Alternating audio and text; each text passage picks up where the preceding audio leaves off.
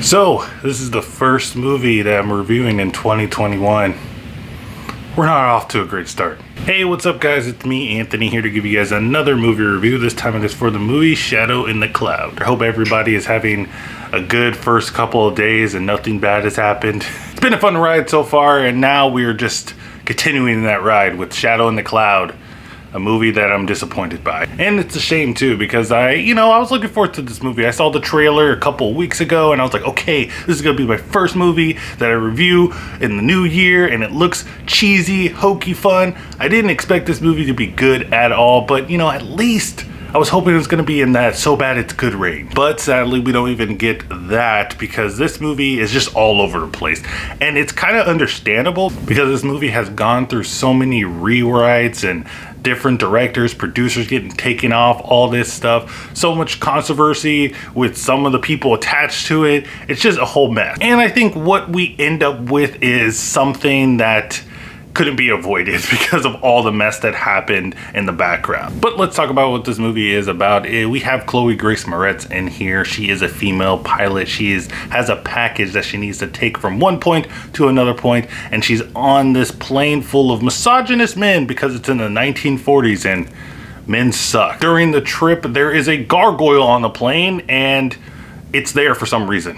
Yeah, that's pretty much the premise. It's just Chloë Grace Moretz and a gargoyle. And you would think that's a great combination, or at least I thought it would be, because I was like, okay, the trailer showed me Chloë Grace Moretz punching a gargoyle, beating it up in the water. I was like, I'm all for that, but we don't get that. We do get that, but we don't get that, what I was looking for. But instead what we get is a mixture of like 3 films. This movie is just getting torn apart in different ways, and I think, like I said in the beginning, that's just because of the rewrites and the different directions that this movie was already going in. The first part of the movie is just like focused on Chloë Grace Moretz. It's just like a POV version of her, and she's just sitting there talking amongst the rest of the crew. And in the beginning, I was like, okay, this could work. I could see how this movie would be, and it would probably be her going crazy, seeing this gargoyle and everything.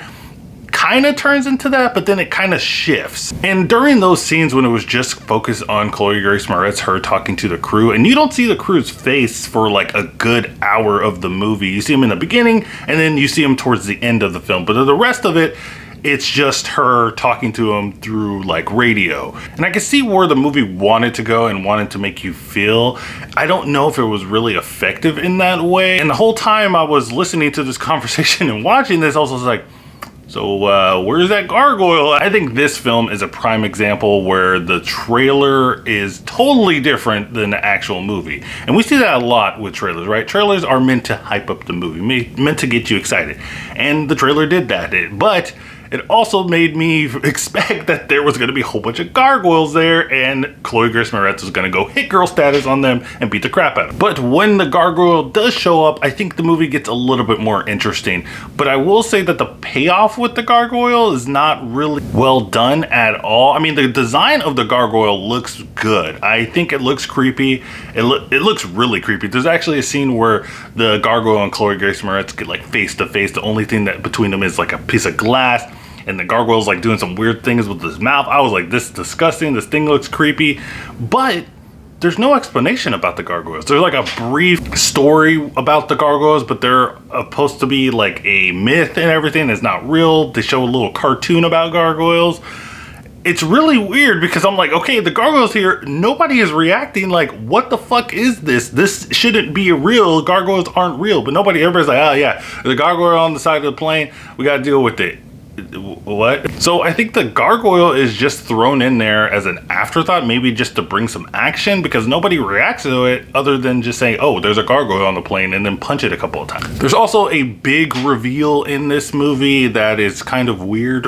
I was like, okay, so that's the thing the whole time. It doesn't really work. But with that reveal, we get a incredibly what the fuck moment in this movie where Chloë Grace Moretz is climbing on the outside of this plane, like freehand, no ropes attached to her or nothing. She's just climbing on it. It looks ridiculous because you could totally tell that they're on a set and she's like climbing, but they turn the camera upside down, and it's kind of funny. But that's what I was looking for in this movie. I was looking for ridiculousness in this film, and I got at least 3 scenes of that. The first scene I was talking about when she's climbing on the plane. There's another scene where it's in the trailer. She's falling from the plane, and then another plane below her blows up and she gets shot back into the plane. Not even me, who likes really bad movies, would buy that that's possible. We also do get that fight that I was mentioning with the gargoyle and Chloe Grace Moretz.